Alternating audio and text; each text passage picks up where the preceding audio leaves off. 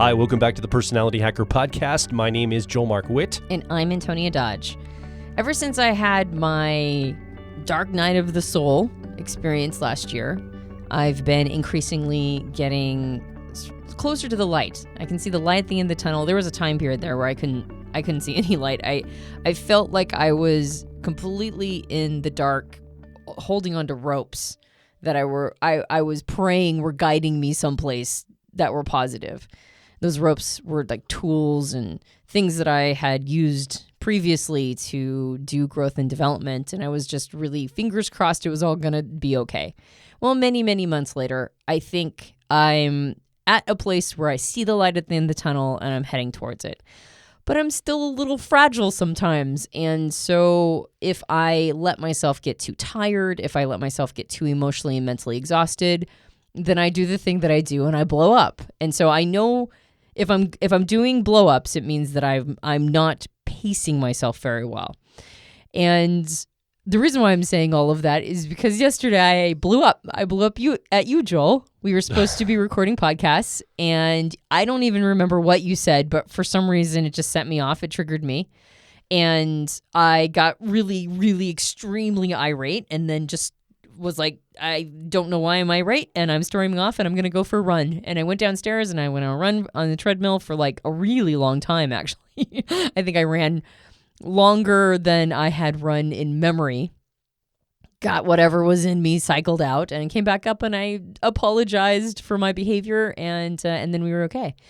But you handled that situation expertly. And one of the things that you did is that you just made sure that you stayed in this super zen space and didn't do anything to exacerbate the situation. But I know that wasn't easy. It's not easy in the time period of an argument where somebody's coming at you for apparently no reason to, instead of standing your ground and making sure that they understand that they can't treat you like that, to just be this Zen Buddhist master, metaphorically speaking, obviously, that you have become in those moments when I blow up. I'm glad that was your experience, because internally it did not feel that way to me at all. It certainly felt traumatizing in the moment for myself. And I know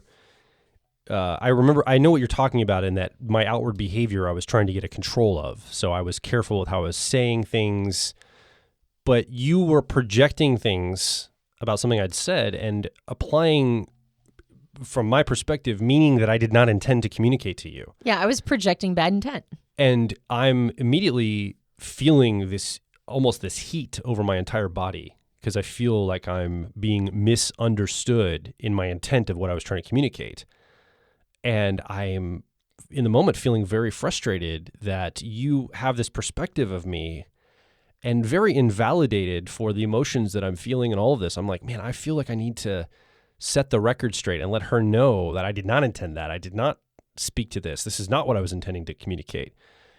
And I did a couple attempts at that, but you took even those and then misunderstood them, which we tend to do in these moments, right? Humans, not you. Anyone, I think we tend to, when you're in an emotional state, it's hard to hear from the other person sometimes. Well, and to be fair, the content of the conversation was not what was going on for me. Like, I was clearly smuggling something. Sure. Something that was unrelated to whatever it was we were talking about.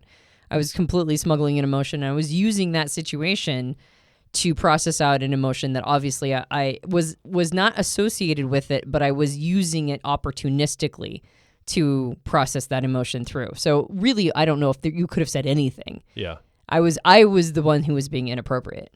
Well, and I kept getting more frustrated and more feeling like if she could just only understand my intent, she would know that we don't even have to be arguing at all right now. Like this, there's no problem. She is misunderstanding, and she's holding on to this intent projection that I did not intend. And I remember feeling in myself going, I feel so invalidated. I feel like she needs to understand what my intent was. And I remember an earlier version of myself would have insisted on you knowing this, and it would have accelerated the fight. I know it would have, because it has in the past. The argument would have escalated into a full-blown out fight. But I felt the strong, and so most of the work underneath the surface was me reining that part of myself in, that need, that overweening need, the desire so much for the other person on the other side of this conversation, this whatever's happening, to know I've got good intent, to know I said things with the best intent possible. It wasn't to be anything bad. And I need you to know this so much. And I had a realization, oh, she's not going to be able to hear that or say that right now in the moment. She's blinded to this in whatever's going on for her. I'm almost blinded to it too. Like I'm barely here because my emotions feel so like needing of an expression. But I remember that was the work I was doing in the moment, is try to say, well, I guess I have to figure out a way to validate my own sense of good intent in this moment. I remember having I've done this before, but I remember yesterday having this very clear moment of going, I'm the only one right now that can validate how I feel. If I'm going to wait for her to validate that, she may never do it, and she's certainly not going to do it in the midst of some type of an argument that's developing. And man, that was tough. So I appreciate the feedback you gave me, because it certainly didn't feel like I was showing up with all the greatness that you're projecting onto me now. Like, oh, wow, you're like a Zen master. It did not feel like that to me. It felt like this war within myself. Well, and you did the smartest thing you could do, which was pull the oxygen out of the argument. And so all I could do was storm off and then go for a run, which is what I really need to do in the first place.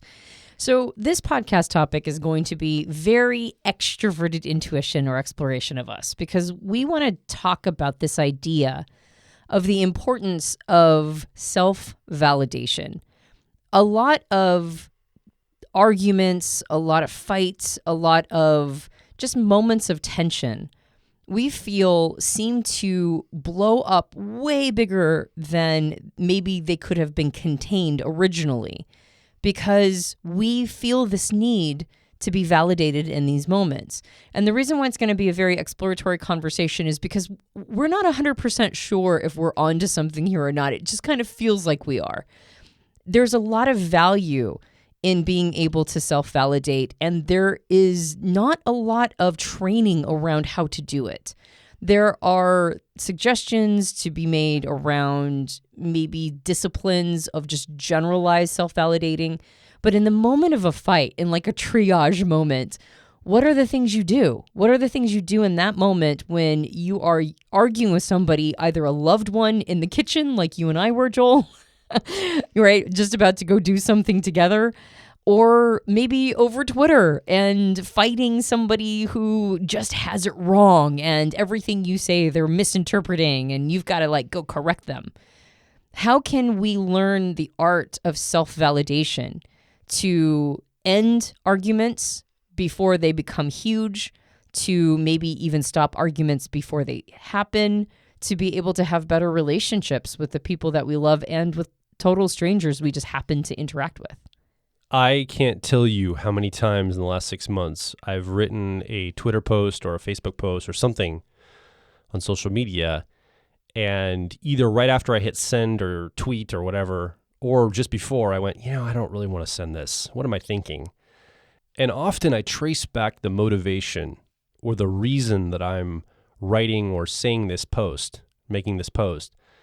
It's for an emotional validation reason, often. And it's the experience of reading some news article and you're like, this perspective reflects my perspective. This is right. This is how people should be thinking about this, and whatever the topic is, fill in the blank. And you have this sense of this moment of, I know what I'm going to do. I'm going to copy and paste this article because I just read it and I had an emotional experience with reading this thing online. It emotionally impacted me because it either made me mad because it's against what I believe, or it agreed with me. So it made me feel good about what I believe. But it was a validation moment. I had this validation moment of my belief, my worldview. So I copy and paste the link. And the worst thing I can do is say, I'm just going to leave this right here, ... and just drop a link in there, right? And send it out to the world. Or I can make some snide comment or joke a little passive aggressively, like, well, and this is the reason we need blah, blah, blah. And then I link to it, either for or against my argument, depending on what I'm trying to say. And I'm realizing I'm looking for validation on two fronts. One, for people to come and agree with me and say, yeah, that's right, that's how it is, and dogpile and heart and like it and make me feel good about my perspective. And if I'm honest with myself, I want to be validated by the people that come against me too, like people that have dissent or they disagree or they're hostile toward this idea. I know there's a motivation in me that gets validated from that too. I'm on the right track because the people that disagree with me here. And I'm realizing, man, it's amazing how many times a day I feel like I want to say something, and almost always it's passive aggressive or or over aggressive. It's either passive aggressive or over aggressive usually. And I back off of it and go, wait, that's going to just cause a ton of discord, ton of crazy energy all over the place. And what's the point of this? I'll get the quick hit of validation of feeling good. And now I'll spend the next 2 days cleaning up all the comment areas, over people fighting and this whole thing I set off on a trajectory into the seventh orbit of the sun of people getting upset or agreeing with me. And so I've really started to discipline myself to think, okay, why am I doing what I'm doing? How much of my actions, not just on social media, but in life in general, am I looking for validation for my worldview, for my thought, for my beliefs, for my emotions, for my experience, whatever it is? How much of that is driving my life and my experience? And it is, if you stop and realize this and really check in with yourself, it's amazing how much this is driving us as people, at least from my personal experience outward.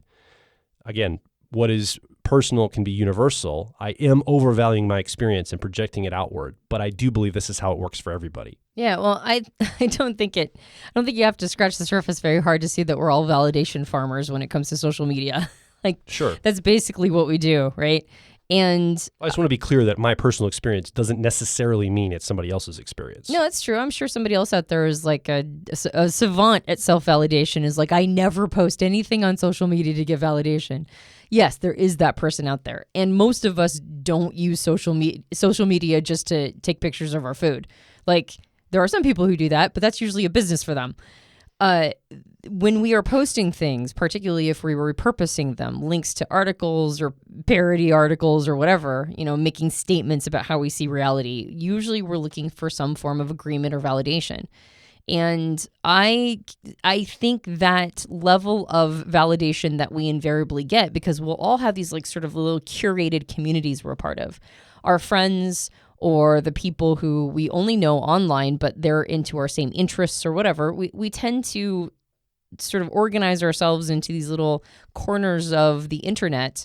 And those people they are definitely going to come validate you. That's part of what we do for each other. That's the back scratching we do for each other, is validate each other's worldviews. And I think the reason why self-validation is so important is that we might be getting further and further away from the ability to lick our own wounds when we're in a situation where we're not being validated. When we're in a situation where when we're in conflict, the ability to sort of settle and rest into our own emotions and thoughts and understand that just having them is okay. Like, we're allowed to think and feel however we want to. We really are, actually. That's all in our inner space. And so the permission that we give ourselves to have them. And that doesn't mean that our thoughts and feelings are always correct. It doesn't mean that they're always the most precise replica of how reality works. But that doesn't mean we don't have a right to them.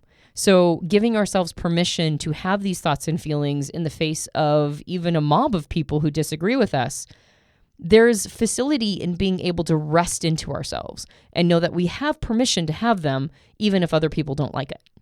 There isn't an expectation that every human in every context can self-validate. I mean, there's an entire group of humans that are incapable or have a very difficult time self-validating, and those are children. When you're a child, you need your parents to help you feel valid for your emotions and your thoughts and your experience of the world. You're looking to the adults in your life and others to help you navigate that space. And parenting that's done well helps a child over time learn how to fall asleep by themselves at night without mom having to tuck them in, as an example, right? And self-validate their emotions and be able to feel okay about themselves without an external parent facilitating that. I think that's what good parenting, in my view, is. It's helping your child become emotionally mature over time. And so when an adult has a hard time self-validating, which I also have struggled with a lot in my life, it makes me go, man, I missed that cue in childhood, I guess. I don't know. Something happened where I didn't get that piece that I needed from, and I'm not blaming my parents. I don't think it's their fault. They did teach me a lot about self-validation. But why do I struggle with it so much? Well, I wonder if actually, now that you talk about that, actually kids feel like they're amazing self-validators when they're really little. because they don't know that they don't have permission to think and feel whatever they're thinking and feeling. When they're real young, yeah. When they're little. I'm thinking about my middle school son right now who's like 14. Well, and that's, I think maybe, going back to maybe Timothy Leary's 8-circuit model, those first 4 circuits, the fourth one is the sociosexual circuit of like that time period when you imprint both your sexual desires or like what's going to capture your attention, what you're attracted to, and also your place in society. That's a time period of extraordinary lack of self-validation. Combined with your sexuality. Yeah, exactly, because you're like trying to figure out where you fit in this landscape of humanity. And so your like basically puberty is the time period where all the ability to self-validate completely goes out the window. If you look at the 4 circuits, which is the oral circuit, the anal circuit, the time-binding circuit, and the social sexual circuit that Timothy Leary talks about, I think the social sexual circuit certainly is where most of our like fights and traumas are, or they seem to be right now in our world. Like that's what society seems to be preoccupied with, is all the social sexual wiring and all the disagreements we have around that. And it doesn't always seem like it's topical or ideological. Sometimes it feels maturity. Sometimes it just feels like, look, like just give it some time, you'll grow up out of this in some ways. Some of those conversations. You mean the insecurity around it and the need to battle. And oftentimes, if a person has a really, referencing back to that model, we've done a whole podcast on the 8-circuit model, or at least the first 4 circuits. The first one, which is the oral or the biosurvival circuit, that one is very associated with like whether or not you believe the world is safe, because it's the imprint that you get whether or not the world is safe or is unsafe at the time of breastfeeding, basically. And so the more safe you feel, then the better your second circuit of anal territorial, which is the who's on top, who's the person who owns everything, who's like the power broker. If you have a healthy experience of a family hierarchy, so the world is safe, and you have a healthy experience of hierarchy, and you understand your place in it. And by the time you get to sociosexual, oftentimes, even though you're still going to go through a time period of extraordinary insecurity because you're trying to find your footing here and understand where you fit in the landscape, you're far less likely to have that be something that you can't grow beyond. Usually you mature beyond the insecurity that comes from that time period. But that said, you still have to figure out where you fit in all of this, and approval from outside, feedback, and the approval you get, or the validation you get for having chosen like a good role in all of this, that is very much placed upon the bedrock of other people's feedback and how they see you. And unfortunately, social media very much kind of throws us back into that time period. It throws us back into a much broader landscape. Maybe we knew who we were, in our town or in our community or in our congregation or whatever is the place that we had the most engagement and interaction with, the people who were our people. Well, now in the modern world, our people are like literally anybody on the internet. Like anybody can be part of our people. And so there's less of a security, like, am I choosing the right role? Am I in the right role? Am I saying the right things? Am I like, is this the place where I occupy? And that's difficult because you might be occupying the exact same position as somebody else in your community because there's 10,000 of them on this Facebook group or whatever. So it's much more difficult to get your footing. And so that almost feels like a need that goes perpetually unmet. The validation that you are a good member of this little, micro society. There's a lot less feedback that comes back to you that you chose well or that you're feeling your role well. And so we kind of get stuck there. And then we go validation farm, right? We farm for validation on social media to go, okay, guys, I'm doing this right, aren't I? And we get further away from our ability to sort of rest into ourselves and to do what we're talking about, which is self-validate. And certainly the modern world, regardless of how you feel about the conversations happening, has not helped this. The social sexual wiring is probably more confusing now than it's ever been because as humans who are free, many are exercising their right to express themselves in whatever way they see fit. And I think that's totally appropriate and fine. But what it does is it gives people, it was easier 50 years ago when everybody's on the same page. There were a lot of people that were marginalized and not given opportunity because they weren't on the same page, but they had to pretend to be. And it had the effect of everyone at least having something that they could tether themselves, like gender stereotypes as an example. Not a good idea, right? It's good that those are breaking down, and we have much more opportunity for people to express themselves in all these ways. And we have to also understand that those gender stereotypes did give us some things, which was a much easier understanding of our social sexual imprints. We understood, oh, I'm this gender, I'm supposed to act this way, and I get approval from my own gender and another gender over here. That's just one example. And again, that needs to go away because gender is more fluid than that, and we do lose some things when that goes away. Well, what happens, I mean, you never really fully solve problems, you usually just trade them. And so what that gave us that time period was simplicity. It was simple. There wasn't as much complication. You didn't have to wrap your head around so many different things. There is something to be said for simple when it comes to the burden on people's sort of mental real estate. Like, not everybody can deal with the complexities of all of this stuff, and they just sort of pine for a simpler time.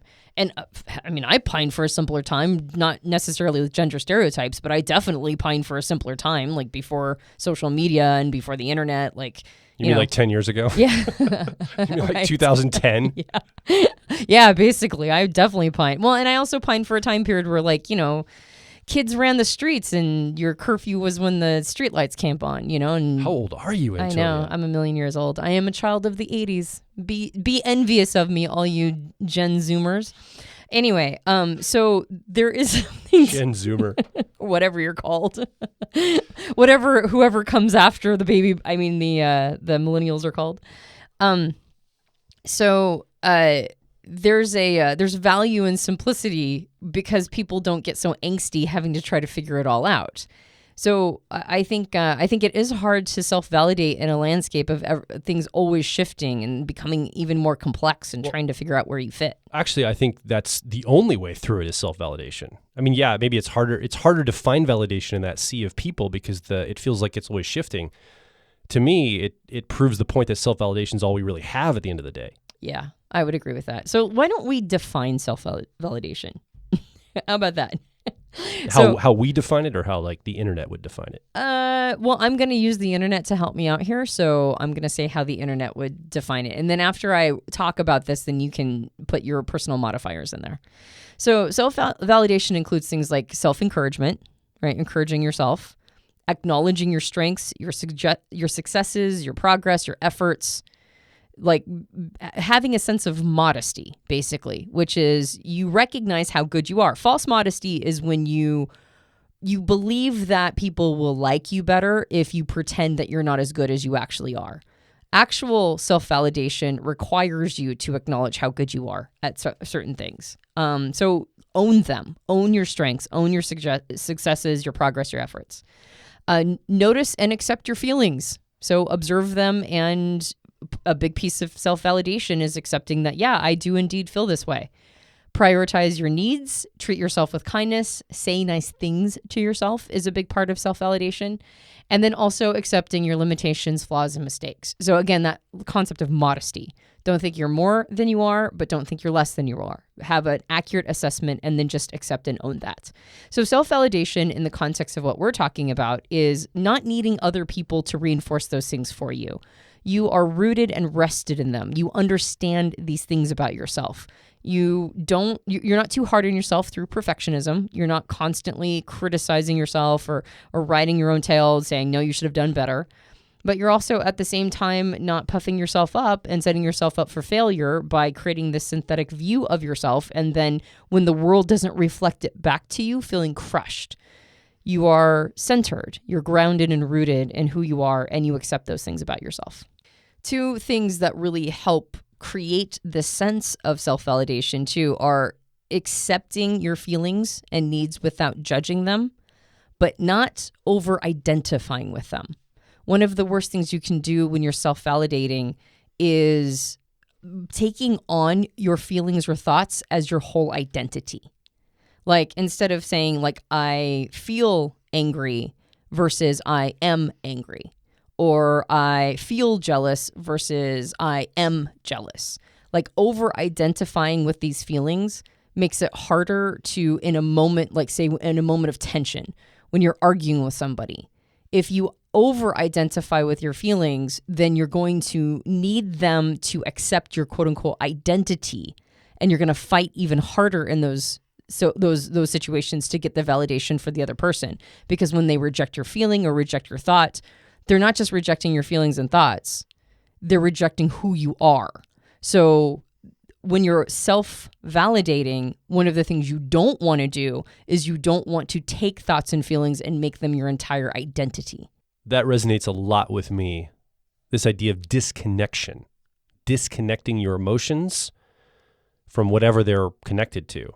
So in the moment of our conversation yesterday, Antonia, my emotions were connected to a timeline of that conversation. Like I was in the container of the conversation.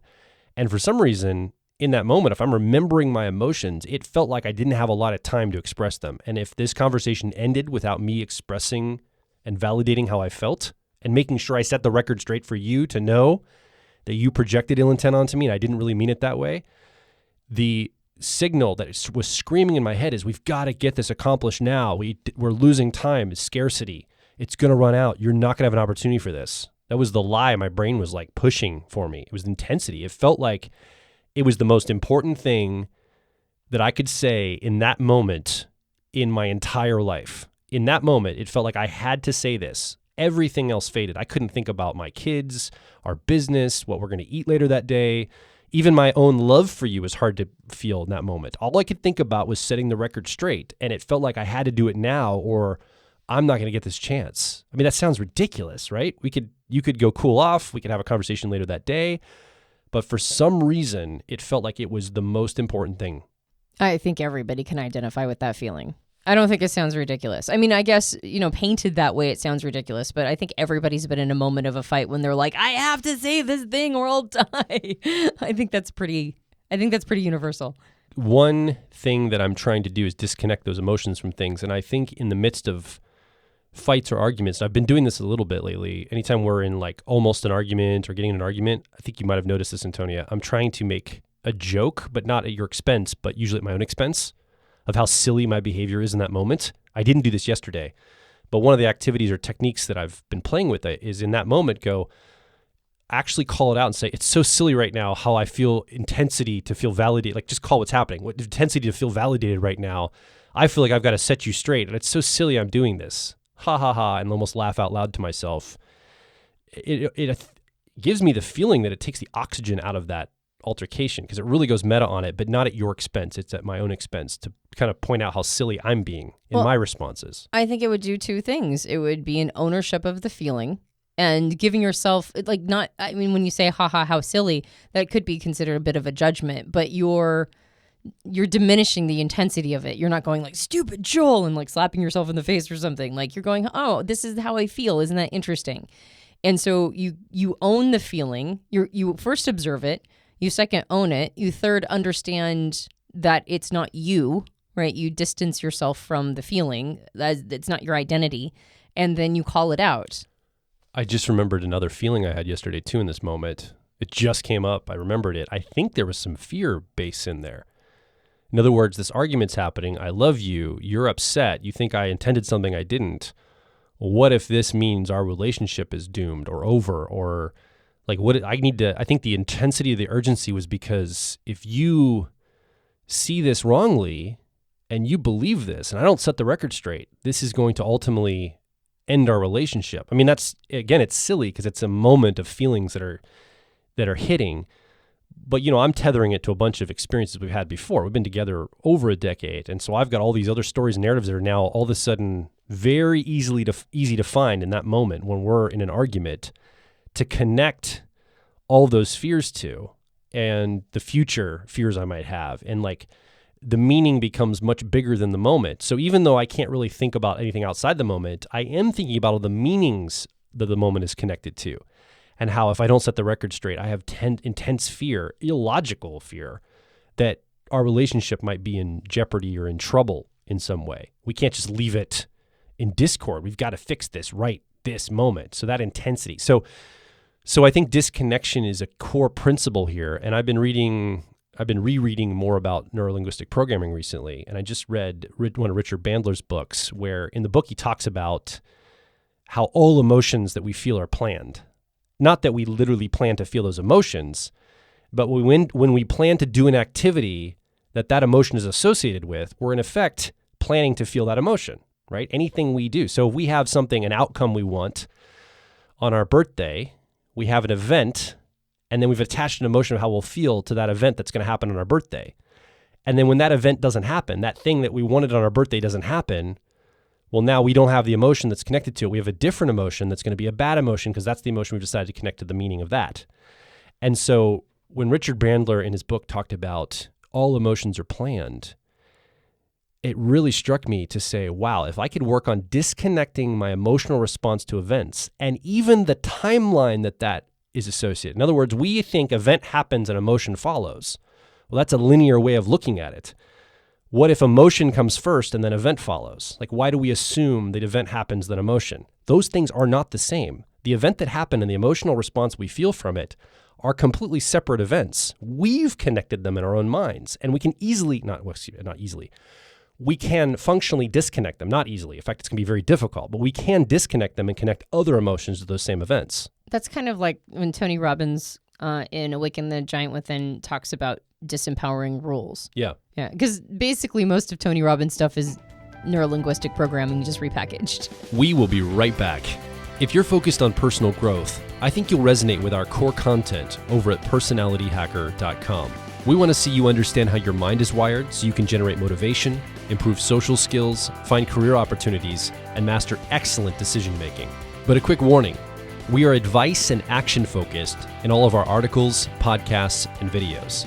This means that we attract people who like to be challenged to become excellent, to take action, to put in the work to optimize themselves, not simply just gather more information. If you are committed to personal growth and ready to radically find your inner truth, then come over and be a part of our growing community of like minds at Personality Hacker. Now back to the show.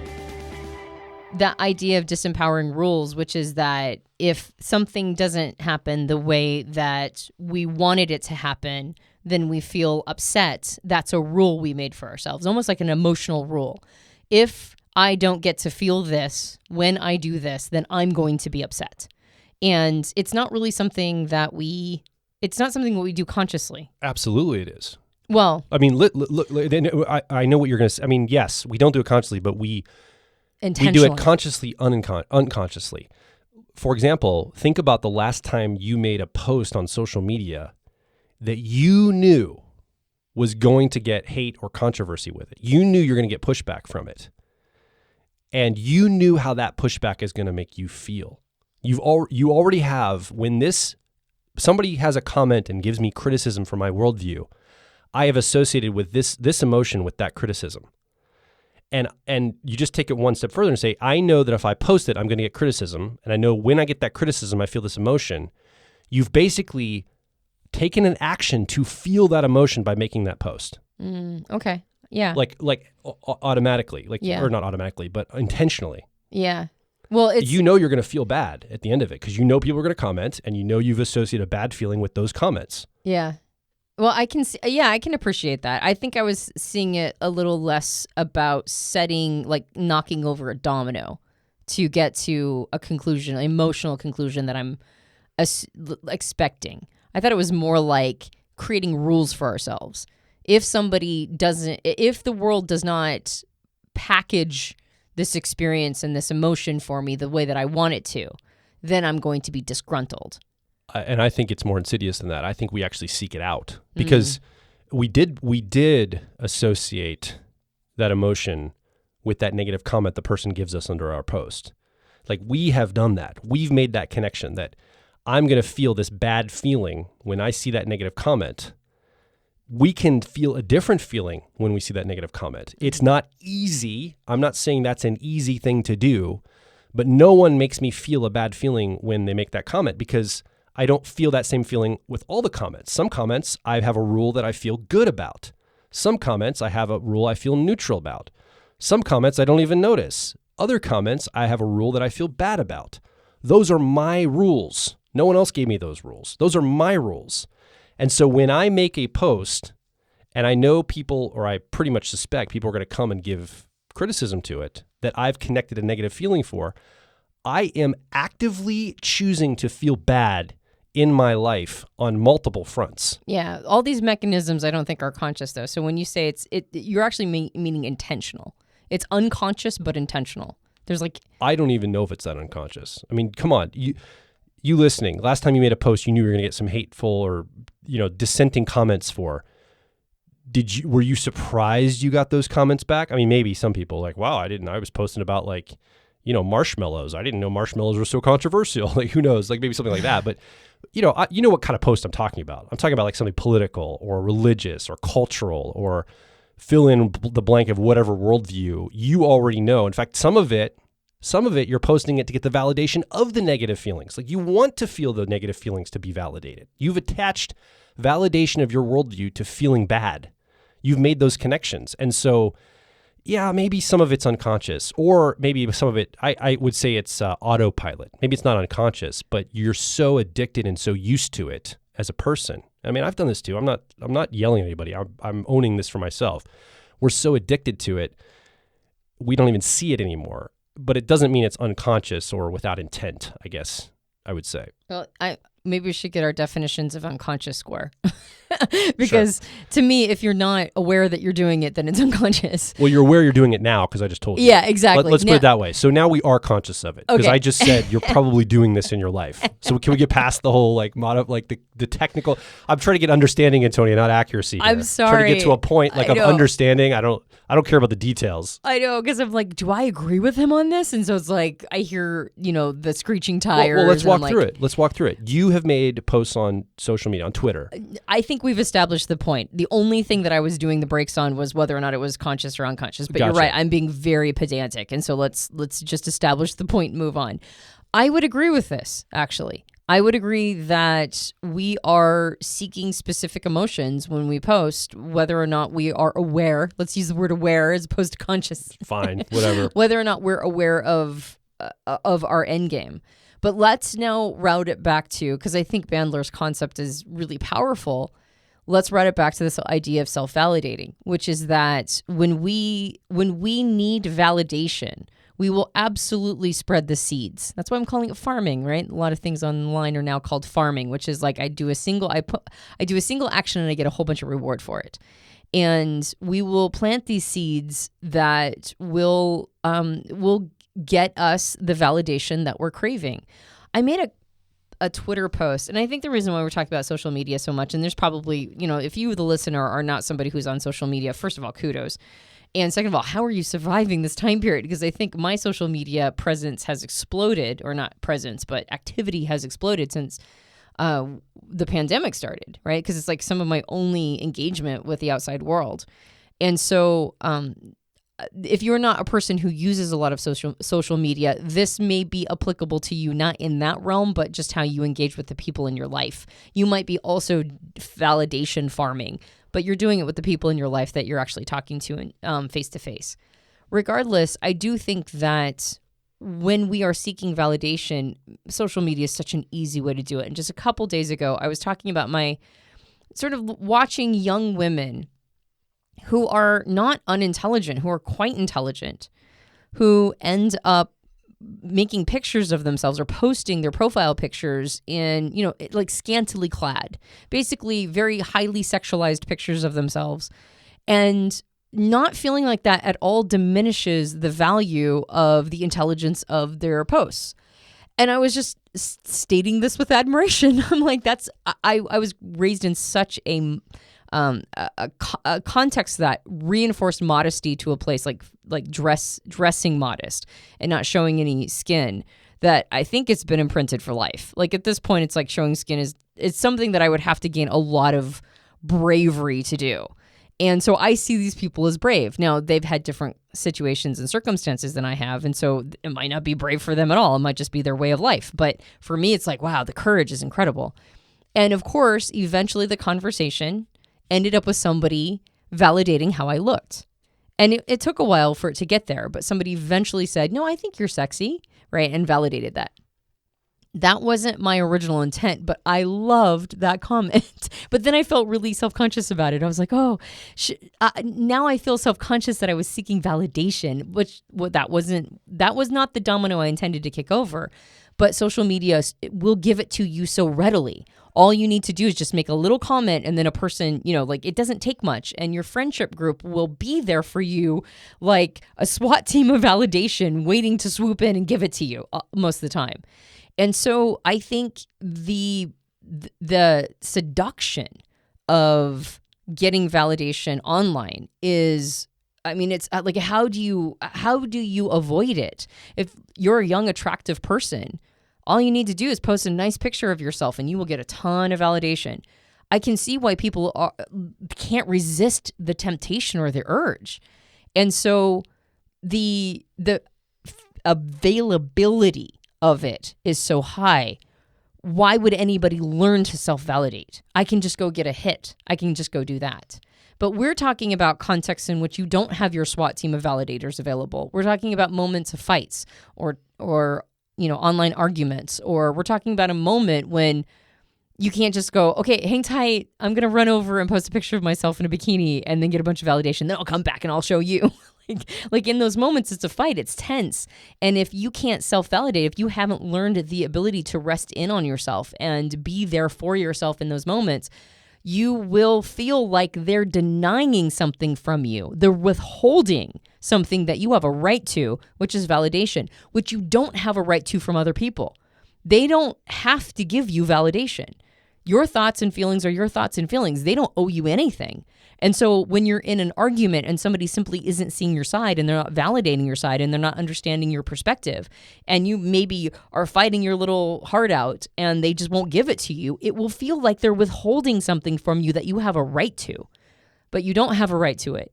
And that's why you have to learn how to self-validate, because that feeling won't go away. You do need to be validated. That is a legitimate need. It's just, it falls on your shoulder to give it to yourself. One of the ways you can probably find places online where you're also attempting, like when I look to myself and go, where am I looking for self-validation? Anytime I'm like reading an article or I see something online, a photo, article, video, or whatever, and I post it onto one of my social media channels without context. I'm just going to leave this link right here or just post it randomly. I think that's a moment of me seeking validation because I'm not giving my opinion of it or my view of it. I'm almost testing the waters. How are people going to respond to this asset that I'm not responsible for? And it's a way for me to kind of get validation without putting myself on the line. Like, are they going to like it? Are they going to disagree with it? What will they disagree with it? They're not. It's me disconnecting my ego or my identity away from the thing I'm posting. And I've been really trying to train myself lately is to always give context to the things I post. Always give some little phrase or reason why I'm sharing this. And it's forcing me to invest my own ego into that. So I'm not just disembodyingly, I just make up words, I think. Just, putting something out there without any context and then kind of seeing how it goes. I'm investing in it. And it also is making me be more careful about the things I share because I'm having to put my little spin on how I think about it, opening myself up for potential criticism or confirmation. And I'm being more selective of what I share. I'm not just doing it randomly to get hits all day. And it's being more thoughtful, and it's actually refining my thinking a little better. And it's making me more aware of when I do this. It's a rule in Intuitive Awakening in our Facebook group, the Personality Hacker Facebook group called Intuitive Awakening. It's a rule. I mean, I call it principles and guidelines because people will get salty about the word rule. But if you post something, a link, or ask a question, you have to add context to it. And I think it's a leverage point to create a higher quality community by forcing people to think about why they're leaving this here. What about this do they think actually, it's not just for them, but why do they think the community could use this piece of information? Why are they sharing it? And then they have to share something of themselves. And I think that all by itself has created one of the highest quality online communities that I've been a part of is in that group. And I think you're right. We need to put ourselves into the things that we share so that we're not just getting quick hits. And I think the more we allow ourselves to be in a quick hit sort of, I don't know, like time period in history, you know? Like the zeitgeist of the time is quick hits, really, when it comes down to it. And when we don't let ourselves just feed off of quick hits on things, then we end up being higher quality people because we look for real meals and not just constant snacks. Getting validation online is always going to be a snack. It's always going to be a quick hit. It's just a little potato chip. But self-validation is a full meal. It's an ability to feed oneself, not just rely on other people to give us food, but we feed ourselves and nourish ourselves with self-validation. There have been a few times in the past when someone has written in after one of our podcasts and said, this podcast was great, 99% of it, but you said this one sentence or phrase, and I literally couldn't listen to the rest of it. And in fact, I might even stop listening to your podcast altogether because it really was frustrating or upsetting to me. And I look at a person like that and I go, that's a person that probably needs to learn how to self-validate because they have we say something that they don't agree with. They have a different worldview and they're literally listening to content. And as long as that content is validate my worldview, I hear a piece of information doesn't validate my worldview. Oh no, the whole thing's suspect. It's like they look at it as a glass of water that someone spit into. Yeah, most of that water's clean, but there's a big glob of spit floating in it now. And I can't even drink the glass of water. I've got to pour it down the drain. And to me, self-validation goes, okay, I just pull that little bit of spit out and the water's clean again. Maybe this is a bad metaphor. I don't know. That one wasn't good. Yeah, I don't know. That's probably a terrible metaphor. But the impurity is that I can just like drink around it maybe. I don't know. Just drink around the spit. I was keep riding this metaphor forever here. Even though it's terrible. I picked a terrible one. But the point is, you know, you can just go, okay, I don't agree with that. I have a different worldview. I'll self-validate my worldview. I don't need them to say everything exactly how I think it. I can have my opinion and my worldview on my side. It doesn't ruin my experience of being able to engage with the world. And that's on the extreme side, right? That's somebody that just really, I think, could use a lot more self-validation. And that's okay. Like we all can use more of that. And there's nothing wrong with that person, but I would say they probably have a hard time moving through content in the world because I run into content and people's conversations and people themselves that do not validate how I see the world every 10 minutes. Like it's constant. Like the whole world doesn't reflect back to me how I'd like it to be. So I can't imagine like going through the world that way, listening and looking for things to be upset about and triggered all the time around. I haven't heard a piece of content that was more than 10 minutes long that I've agreed with everything the person said. Really? You're talking about our conversations too when I tell you things? No. I always say, well, if I listen kidding. back to podcasts from the past, I probably won't agree with everything I said in the past because my thoughts are ever evolving. Yeah, exactly. But I don't know if I've ever run into anybody who completely shares my worldview.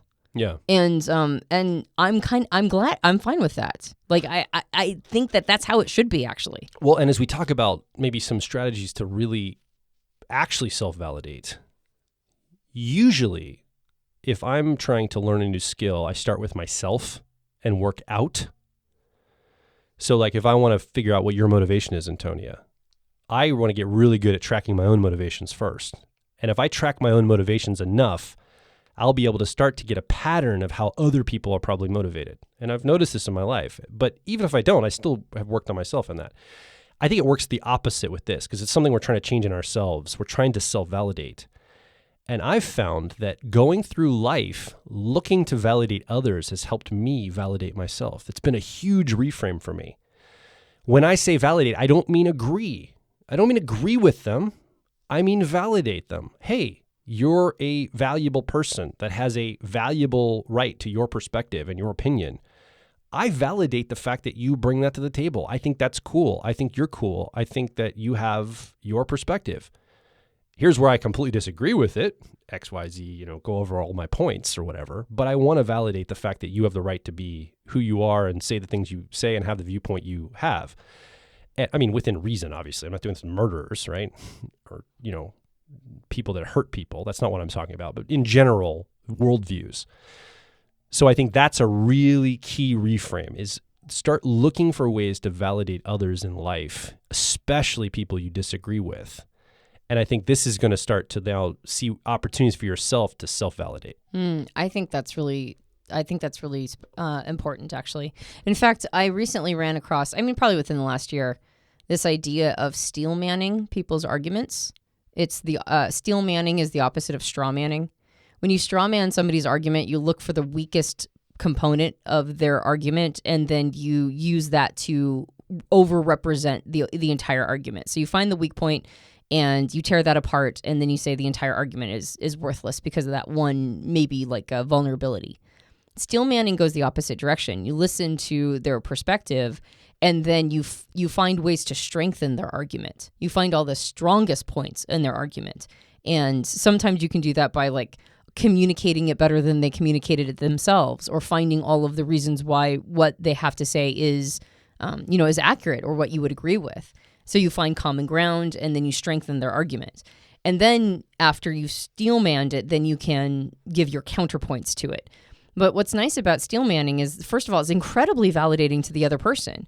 It means that you listened to them and you honored what they had to say, to a point where you found all of the strengths. You understood why they would believe what they believe. And then when you make your counterpoints, they're far more likely to be open to them because they know that you're trying to find common ground, that you were generous with your opinion of their argument, and they'll have a tendency to do the same thing back. They'll steel man your arguments as well. Supposedly. Well, people tend to work with reciprocity, and so that may or may not always work, but it's a good discipline for me. That's what I try to do now, is I try to steel man people's arguments. And I actually have found it very good for self-validation, meaning that if I'm going to give this gift to other people, I should probably give the gift to myself. But it also means, because I have a tendency to tear my own arguments apart inside my head, and if I can steel man them, then I can find all the strengths, and I can rest into the strengths of my thoughts. And so I think that's a really good discipline. But beyond that, I agree that by having a generous spirit, by validating other people, then I do find it easier to self-validate, because I'm because the principle remains the same. Everybody has a right to think and feel whatever they want. They really do. And that includes me. And when I validate other people, their thoughts and feelings, I can recognize that, they don't have to be 100% right. They don't even have to be 50% right. They still have a right to it. They don't have to be accurate just to have a right to have that feeling and that thought. And so if I'm going to give that to others, it's much easier to give it to myself. And as far as, I already said it was going to be a very exploration conversation, very extroverted intuition. We're kind of circling the drain of something because we're just working it out. But if I was going to try We're trying to self-validate on this show. Yeah, this is a self-validating. That's what we're trying to do right now. The whole episode's us trying to self-validate. And you have to listen to it. You got to write in and say how awesome we were and validate us externally. Be like, you guys did a really good job. No, we reject that because we're self-validating now. We reject your kindness. I think if I was going to encapsulate all of this, it would be that in these tense moments when we require the other person to see our side, that is going to be that's going to be feeding a fire, because we're insisting that they give something to us, something we can't give to ourselves in that moment. And so we need them to give it to us. We need them to acknowledge how we feel. We need them to acknowledge, the superiority of our thinking or our thought processes or whatever. Yeah, I mean, think about yesterday, our argument. I was barely able to give myself validation in that moment through intense work, holding myself back, doing like breathing, calming myself down, trying to get in this. It was turmoil under the surface. I can't imagine you having the resource to validate me when I could barely do it for myself. I know what my intent was. I know I didn't intend things poorly. I know everything that's in my head and heart. And even for me, it was hard to validate that in the moment. How in the world can I expect you to, Antonia? Well, and to be fair, and I don't mind taking the sort of bad guy in the situation, character and what happened yesterday, because I really was the bad guy. I was the person who brought all the bad emotions in. I was totally smuggling. But as I was running, the thing that part of what made it so that I also robbed my angsty feelings of oxygen is I just came to the conclusion, I just don't feel good. Like right now, for some reason, I just feel terrible. And I don't even know why I feel terrible. And it's probably because of all the same stuff that's been happening over the course of the last year. and I'm just not fully better yet. Like I'm still in the suds. I'm still working my way through. I see the light of the end of the tunnel, but I'm not out yet. And sometimes I just feel bad, and that's not anybody else's problem. And I gave myself permission to feel that way, and then I told myself I cannot make this anybody else's problem. So I need to not do that again. And then that helped reinforce that I need to continue to monitor myself. I need to make sure that my diet is good. I need to make sure I'm getting plenty of sleep, which I haven't been. I haven't been getting enough sleep. That's probably one of the big reasons why I felt the way I did. I need to keep exercising. I need to keep doing all the, like feeding my mind on good, positive things. And so that was a moment of self-validation that I had to go through to validate that I just didn't feel good. And I was unfortunately using an innocent bystander as my way to process through that emotion. And I need to do better next time. And then when I got done running, I came back and I was like, I gave you a big hug and kiss. And I'm like, I'm sorry, I'm such a horrible human being. Thank you very much for holding space for me. You were incredible. And then it was over. And so it was actually my self-validating that made it so that it was done, right? Like after 10, 15 minutes of intensity, it was over. That's the kind of thing, with the level of intensity I felt and that I was blasting at you, that's the kind of thing that, maybe we would have fought for hours in the past, right? Like it could have been really bad. And so I think when you take this skill of self-validation and you apply it to your interactions with other people, it really does, it ends the neediness of arguments. Like arguments can then be made on their content, on the thing you're actually arguing about. You don't also bring in this component of emotional or psychological neediness that this other person has to give you because you're entitled to it. It just takes that component out. And man, those are huge logs on confrontational fires. That neediness, that need to be validated by the other person is, it just exacerbates everything. So if you can learn to do this for yourself, and I do think that there's value in doing it on a regular basis as a discipline, because then you're building the muscle of self-validation. So when you get to these moments, these triage moments when things are going down and it's all, shit's hitting the fan and it's really bad, when you get to those moments, you have enough exercise in self-validation that you can bring it into that situation. And again, whether or not it's a loved one, a partner, like, your spouse, whatever, a kid, one of your children or family members or friends, or just an online stranger, right? Like it's all kind of the same mechanisms. You rob those conversations of that neediness, you take the neediness out, and now all of a sudden everything's kind of feels like why were we arguing in the first place? Why was that a thing? I don't even remember. I completely agree with you. Over time, building discipline, because then when game time happens, you've already been doing it.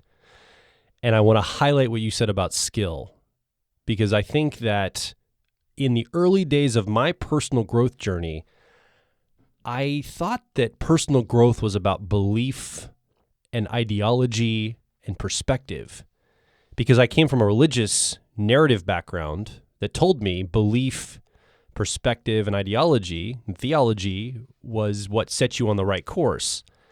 Obviously, there's skills in a religious context, but I didn't really connect those two things. And I think personal growth and becoming a better version of myself is way more skill-based than anything. And I think that's the thing, this idea of self-validation, it's not a belief. It's not a worldview. It can be a worldview. It's not just an ideology. It's a skill you have to build by doing it. And I think that's a big secret of, we probably should do a whole podcast around this. I think that's a big secret of personal growth, is that it's not something you believe or just own. You have to go do something and build skill around. And I think that skill of self-validation is really powerful, but you have to find a way in your life. I have to find a way in my life to be able to express that. And again, I think the starting point is validating other people. I remember going to a mixer, like a business mixer, where like at a bar, like a pub, like 15 years ago.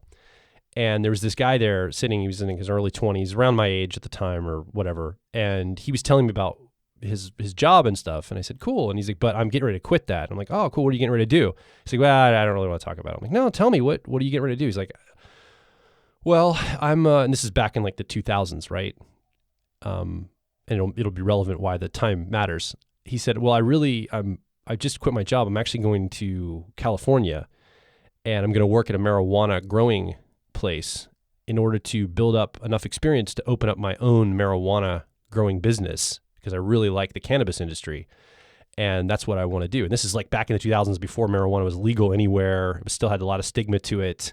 California had like a medical program. So he was going to go out there and be part of that. And he was real sheepish and shy about saying this. And I said, oh, that's really cool, man. That's a really cool idea. Like at the time, by the way, I'm a teetotaler. I hadn't had a drop of alcohol in my life. I'd never done any drugs. I thought it was bad and wrong to do drugs or even drink alcohol. And so I completely disagreed at the time with his like career track. But I didn't tell him that. I said, that's really cool. Good for you to take initiative and do something you want to do in your life.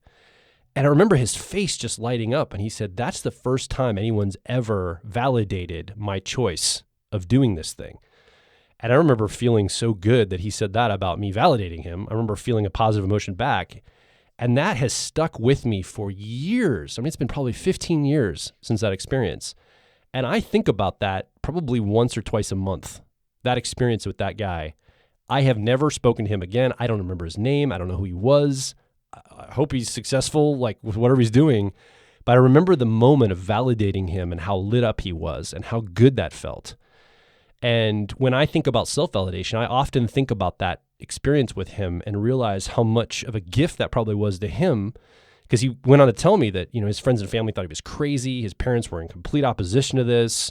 His boss doesn't understand why he quit his really good paying job for this speculative cannabis market, in the mid 2000s. Like, what are you doing? Like, everybody was against him basically, or questioning his choices. So he was just lit up by this. And I think we can all do that. We can all find points, even with things we would disagree with. Again, I don't disagree with him now, but at the time I did. Things we disagree with, we say, that's great that you're doing that in your life, or that's great that you're this person, or you've got that cause or this thing you're for. And if we can get good at doing that, I think we can get really good at self-validation for our own lives too.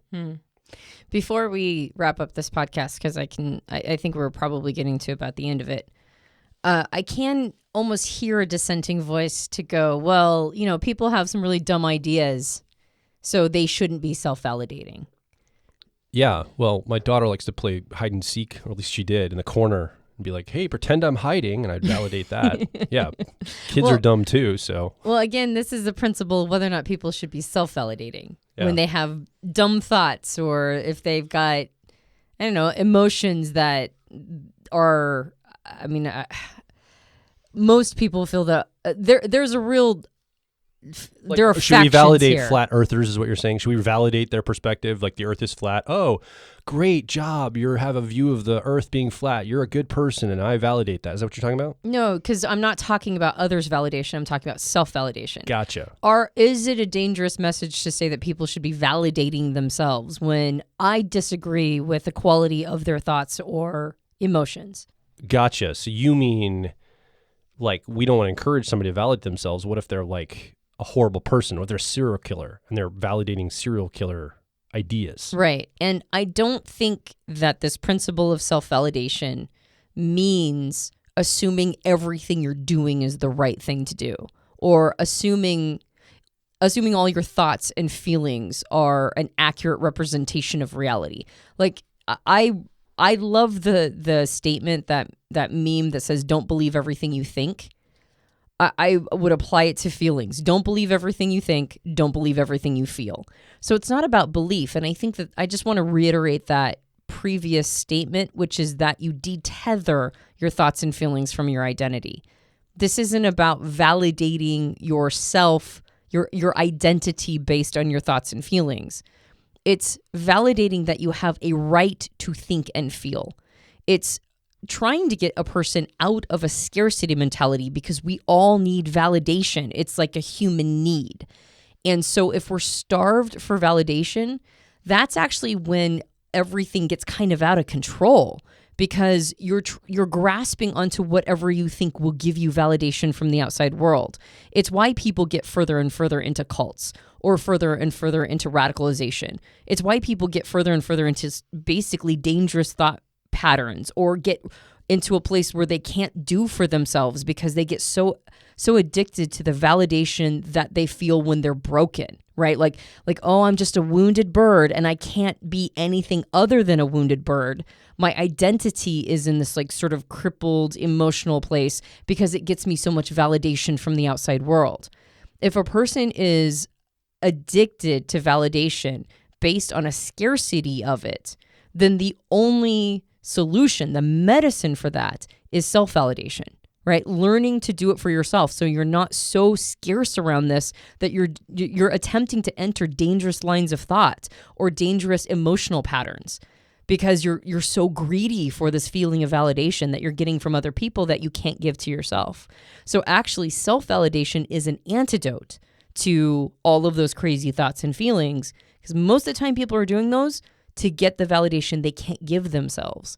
So I could almost hear somebody going, well, we don't want to validate those people, or we don't want them validating themselves. No, we absolutely need those people to validate themselves, because once they have a mechanism to do it for themselves, they're far less likely to attach to something that they think is going to get that validation they crave from the outside world and hold everything looser. They're less likely to be, radicalized or whatever. They're far more likely to go, okay, I have a right to think this. Now, because I validated my right to think this, now that I've given myself that space to have this thought, now I'm not so attached to it. Now I can look at it with a little bit more objectivity, because it's no longer my mechanism for getting this thing I'm starved to get.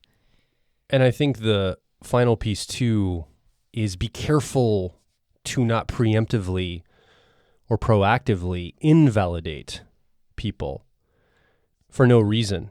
It might be really good feeling in the moment. You might get a quick hit off of it and get to share that. But I'm thinking right now of a story. I'm just gonna say it illustratively because I know that's there, but there's this situation where a politician in recent times wasn't a politician, but was publicly ridiculed and invalidated. And they got the idea in their head that because of that ridicule and invalidation done publicly by a former president, a former politician, they were going to now show everybody and validate themselves by running for office. And it worked. And I think that the person who invalidated them in the first place and ridiculed them in some ways set off a chain of events for all of us that were all, like, the whole world was impacted by. And I bet at the time, the person that was being invalidating toward this, it was a joke, it was in the context of joking, but it had real world consequences in a lot of ways. I mean, a lot of other systems would be running correctly for this all to be the emergent, but that probably was one of the nodes in the system that was running. And I often think about world leaders or people of the past or despots or authoritarians who didn't get validated and said, I'm going to show everybody. And they went and they quote unquote showed us all, didn't they? By whatever they did, whatever things they ended up doing in the world.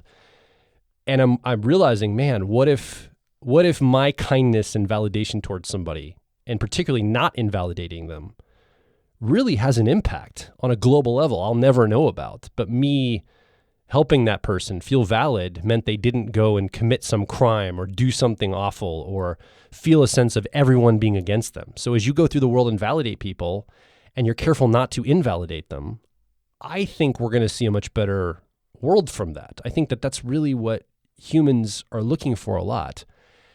And again, it's hard to always think in these terms, but I think that's something that I think will really help us moving forward, is if we can start to think about not just validating, but particularly not invalidating people. Yeah, I think there's a correlation between validation and just calming down. Like once you're validated, it just sort of takes the wind out of the sails. Okay.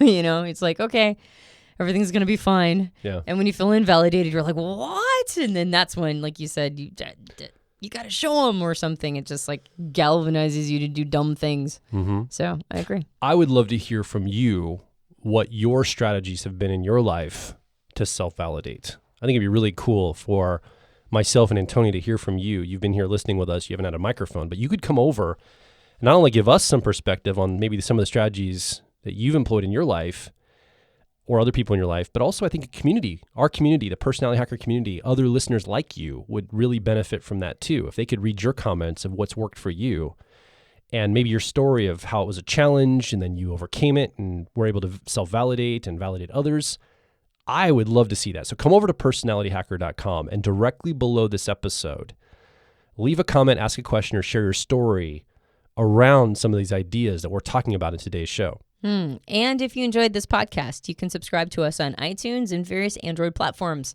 If you leave us a rating and review on iTunes, that helps us out a lot. We have a book. It's called Personality Hacker. You can get it at all major book retailers. I actually just recently reread it. I had not read reread, other than doing a gajillion edits. I hadn't actually read the book before, and I recently did so because I was looking up something that was related to another piece of content I was creating. And I was surprised by how good it was. I know you're looking at me like, don't say that, but it's like... What are you saying? The book, the Personality Hacker book. I was our book. I thought you meant, I'm like, I didn't make the connection. You're talking about our book. Yeah. I was like, this is not a bad book. This is pretty good. I'm waiting for the title. I'm waiting for you to tell me which book this was. No, Personality Hacker. Gotcha. Okay. Our book. I recently reread it. I agree. Thumbs up. 2 thumbs up. I was like, this isn't bad. This is pretty good. So go get yourself a copy because it's Antonia approved, even though I wrote it. I actually like it. So go check it out. And if you leave us a rating and review on Amazon or on Goodreads, that also helps us out a lot. And of course, we have a suite of programs that are personal growth through the lens of personality type. So if that sounds interesting to you and you want to invest in yourself, go check out our catalog and see if there's a program that's right for you. I can't tell you how many times that happens to me, by the way. I write something down and then like 5 years later, I'll be like, wow, this is a really good idea I had 5 years ago. I'm glad I wrote it down somewhere. Or, wow, this is a really good thing I produced. Like, I'm really happy with it. I forgot I even did it, right? So you didn't forget you wrote the book. No. What? No. I'm joking when I say that. No. No, I mean, especially since we got like 30 copies in our office. No. No, but I mean, like I'm not a writer. Of course not. I'm an orator, Joel. I'm not a writer. And so because, excuse me, I'm not supposed to say that, NLP technique. You're getting better at writing every day. I'm getting better at writing every day. But I am a better orator than I am writer. So when I read the book, I was like, this isn't bad for somebody who's getting better at writing every day. Or you could say maybe something like, I am working on my writing to be as excellent in that as I am as my oration. Yeah. Maybe that's like a reframe in your brain. Okay, sure. I don't know. I'm just being creative on this. I wouldn't say that I'm somebody who currently enjoys writing. I'm learning to enjoy writing every day. But I have a feeling because I much prefer to talk. In fact, you can't shut me up. Then I suspect that talking will always be something that I have more strength at than writing. Yeah. Did I say that in an NLP way? Was that okay? I'm just fine with it. I validate you. I validate the way you're doing this. I validate myself, Joel. 100%. I validate my right to feel like I'm a better orator than writer. My name is Joel Mark Witt. And I'm Antonia Dodge. And we will talk with you on the next Personality Hacker podcast.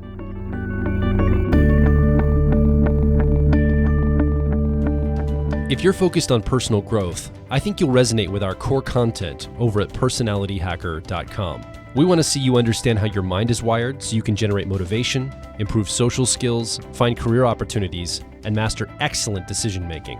But a quick warning, we are advice and action focused in all of our articles, podcasts, and videos. This means that we attract people who like to be challenged to become excellent, to take action, to put in the work to optimize themselves, not simply just gather more information. If you are committed to personal growth and ready to radically find your inner truth, then come over and be a part of our growing community of like minds at Personality Hacker.